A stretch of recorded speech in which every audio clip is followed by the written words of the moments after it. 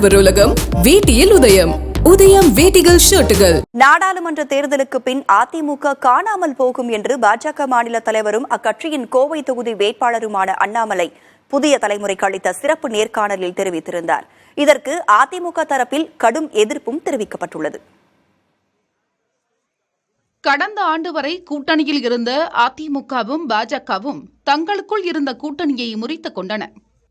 தேர்தல் நெருங்கிய நிலையில் ஏற்பட்ட கூட்டணி முறிவு தமிழக தேர்தல் களத்தில் 4 முனை போட்டி என்ற நிலையை ஏற்படுத்தியுள்ளது.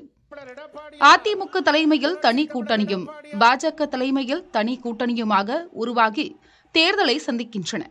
இந்த சமயத்தில் பாஜக மாநில தலைவர் அண்ணாமலை புதிய தலைமுறைக்கு அளித்த சிறப்பு நேர்காணலில் தேர்தல் முடிவுகளுக்கு பின்னர் அதிமுக என்ற கட்சியே காணாமல் போகும் என்று கூறியிருக்கிறார். இதற்கு அதிமுக தரப்பில் எதிர்வினையாற்றியுள்ள முன்னாள் அமைச்சர் ஜெயக்குமார் தேர்தலுக்கு பின் பாஜக தான் காணாமல் போகும் என்று கூறியுள்ளார். ஒரு கட்சி கரையணும் 2024. காரணம், ஒரு கட்சி கூட்டணி பலமா இருக்கு, உடனே அது கரைவதற்கான வாய்ப்பு இல்லை. ஏன்னா அந்த கட்சியினுடைய பலத்தை நமக்கு தெரியாது, அந்த கட்சி பலமா கூட்டணி பலமான்னு தெரியாது. ஆனா என்னை பொறுத்தவரை 2024க்கு பிறகு ஒரு திராவிட கட்சி நிச்சயமாக இருக்காது. நீங்க அதிமுக அப்படின்றது அது ஏன் அந்த பெயரை பயன்படுத்த மக்கள் மன்றத்தில் விட்டுருவாங்கன்னா, ஏன்னா நான் எப்பொழுதுமே மக்கள் மன்றத்தில் வர்ற ஆள் சார். மக்கள் முடிவு செஞ்சுட்டாங்க. இந்த கட்சி தமிழ்நாட்டுக்கு இன்னைக்கு தேவையா? திராவிட முன்னேற்ற கழகம் எதிர்ப்புக்காக ஒரு கட்சி வேண்டுமா? இல்ல நீங்க எதுக்கு கட்சி வச்சிருக்கீங்க? இல்ல திமுக எதிர்க்கிறதுக்காக கட்சி வச்சிருக்கேன். That is not an ideology.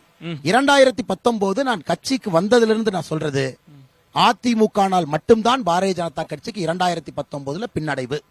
அதை தாண்டி 2021 நான் இன்னைக்கு சொல்றேங்க, 30 சட்டமன்ற உறுப்பினர்கள் அனைத்து இந்திய அண்ணா திராவிட முன்னேற்ற கழகத்திற்கு பாரதிய ஜனதா கட்சியினுடைய உறுப்பினர்கள் கொடுத்த கொடுகை. அவங்க பிச்சைங்கிற வார்த்தையை பயன்படுத்துறாங்க. அந்த மாதிரி வார்த்தையை நான் பயன்படுத்த மாட்டேன். நான் தரமான அரசியல்வாதி. பிச்சை என்கின்ற வார்த்தையை நாங்க பயன்படுத்த போறதில்லை. அது நாங்கள் கொடுத்த கொடுகை. 30 சட்டம். இன்னைக்கு பாருங்க, சவுத்துல எப்படி காலியாகிறாங்க மட்டும் பாருங்க. மதுரை டு கன்னியாகுமரி நீங்க அதிமுகவை ஜூன் 4ஆம் தேதி பாருங்க. பெரிய டெபாசிட் எங்க வாங்குறாங்கன்னு பாருங்க. நான் சேலஞ்ச் பண்றேன், ஒரு இடத்துல டெபாசிட் வாங்குறாங்கன்னு பாருங்க. தேர்தல் பிறகு இவங்க தான் காணாம போயிடுற நிலைமை வரும். அதாவது அந்த அளவுக்கு இன்னைக்கு ஒரு அண்ணாமலையுடைய அந்த ஒரு கருத்துக்கள் என்பது நிச்சயமாக அது ஒரு புறந்தள்ள வேண்டிய கருத்து. அது எந்த ஒரு தமிழ்நாட்டு மக்களும் ஏற்றுக்கொள்ள மாட்டாங்க. ஏன்னா இவருக்கு ஒரு அரசியல் பாரம்பரியம் கிடையாது. ஒரு அரசியல் பாரம்பரியம் இருந்து என்ன தியாகம் பண்ணார் சொல்லுங்க பார்க்கலாம். இவர் ஏதாவது அவங்க கட்சிக்காக சிறைக்கு போயிருக்காரா, இல்லை அவங்க கட்சிக்காக ஏதாவது பெரிய அளவுக்கு ஒரு ஆர்ப்பாட்டம் நடத்தி ஒரு பெரிய அளவுக்கு இது பண்ணியிருக்காரா? ஒன்றும் கிடையாது. சும்மா ஒரு பிம்பம், ஒரு மாயை, அது உருவாக்கணுன்றதுக்காக தான் அவருடைய அந்த நடவடிக்கைகள் இருக்குது இல்லையா. அதனால ஒரு இம்பாக்டும் ஒரு தாக்கம் ஏற்பட போதில்லை. நாடாளுமன்ற தேர்தலில் அதிமுக தொண்டர்கள் உரிமை மீட்புக் குழுவின் தலைவரும் முன்னாள் முதலமைச்சருமான ஓ பன்னீர்செல்வமும் அமமுக பொதுச் செயலாளர் டிடிவி தினகரனும் வெற்றி பெறுவார்கள் என்று கூறும் அண்ணாமலை, அதன் பிறகு தொண்டர்கள் ஓபிஎஸ் பின்னால் வந்து விடுவார்கள் என்று கூறியுள்ளார். இதற்கெல்லாம் தேர்தல் முடிவுகள் பதில் சொல்லும் என்று கூறியுள்ளார் ஜெயக்குமார். இல்ல, இந்த சிம்பிளை ஓபிஎஸ் கொடுத்து பார்க்க சொல்லுங்க. சிம்பிள் இருக்கிறனால தான் இவங்க இப்படி பேசுறாங்க. ஏன் ஓபிஎஸ் இந்த சிம்பிள் இருந்து அவங்க கதை என்ன ஆகும்?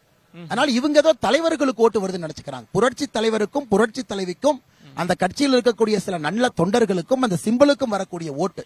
அதனால இவர்களுக்கு ஓபிஎஸ் அண்ணனை பார்த்து எள்ளி நகையாடுவதற்கு எந்தவித அடிப்படை அருகதையும் இல்லை. அந்த மனுஷன் சுயேட்சை சிம்பிள். ராமநாதபுரத்தை ஜெயிக்க போறார், வெற்றி பெறுவார் உறுதியா பாருங்க. அது ஏன் ஜெயிக்க மாட்டாருன்னு அனுதாபம் ஃபுல்லா அவர்கிட்ட இருக்கு. மக்கள் அவர் பக்கம் நிக்கிறாங்க, தொண்டர்கள் அவங்க பக்கம் நிக்கிறாங்க. ராமநாதபுரம் ஓபிஎஸ் அவங்க ஜெயிச்ச உடனே அதிமுக கட்சி தொண்டர்கள் யார் பக்கம் போவாங்க? இவங்க பக்கம் இருப்பாங்களா? சோ உங்கள் மதிப்பீட்டுல ஓபிஎஸ் மீண்டும் டிடிவி தினகரன் அவர்கள் தேனியிலையும் ஓபிஎஸ் அவர்கள் ராமநாதபுரத்தில் வென்ற பிறகு அனைத்து இந்திய அண்ணா திராவிட முன்னேற்ற கழகத்தினுடைய கட்சி தொண்டர்கள் மதுரையிலிருந்து கீழே எந்த பக்கம் போவாங்க? உங்களுக்கு அரசியல் தெரியும், இந்த பக்கம் தான் போவாங்க.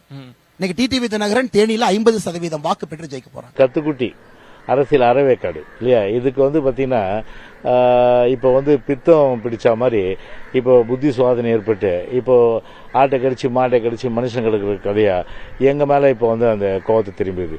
எது எப்படி இருந்தாலும் தேர்தலுக்கு பின்னாடி தெரிய போகுது. ஏன் அவசரப்பட ஜூன் 4ஆம் தேதி அவங்க நோட்டாவுக்கு 1% அதிகமாக வாங்கினாலே பெரிய விஷயம். நோட்டா கீழே போகாம பார்த்துக்க வேண்டியது அவங்களுடைய பொறுப்பு. ஒருமுறை பாரதிய ஜனதா கட்சி தமிழ்நாட்டில் ஆட்சிக்கு வந்துவிட்டால் ஒருபோதும் மீண்டும் திராவிட கட்சிகள் ஆட்சிக்கு வர முடியாது என்பதும் சிறப்பு நேர்காணலில் அண்ணாமலை கூறியுள்ளார். மகாராஷ்டிராவில் பால் தாக்கரேவின் சிவசேனா கட்சியை உடைத்து அதில் எதிர் பிரிவினருக்கு கட்சி சொந்தமானதாக அறிவிக்கப்பட்டது. சரத்பவாரின் தேசியவாத காங்கிரசிலும் பிளவு ஏற்பட்டு எதிர் பிரிவினர் கட்சியை உரிமையாக்கிக் கொண்டது. கிட்டத்தட்ட அதே போன்ற நிலைதான் தமிழ்நாட்டில் அதிமுகவுக்கு ஏற்பட்டுள்ளது. கட்சி பிளவுபட்டாலும் எடப்பாடி வசம் கட்சியும் சின்னமும் சென்றதுதான் திருப்பமாக அமைந்தது. தேர்தலுக்கு பின் என்னவாகும் என்பதை பொறுத்திருந்தே பார்க்க வேண்டும். ஆடவர் உலகம் வேட்டியில் உதயம். உதயம் வேட்டிகள் ஷர்ட்டுகள்.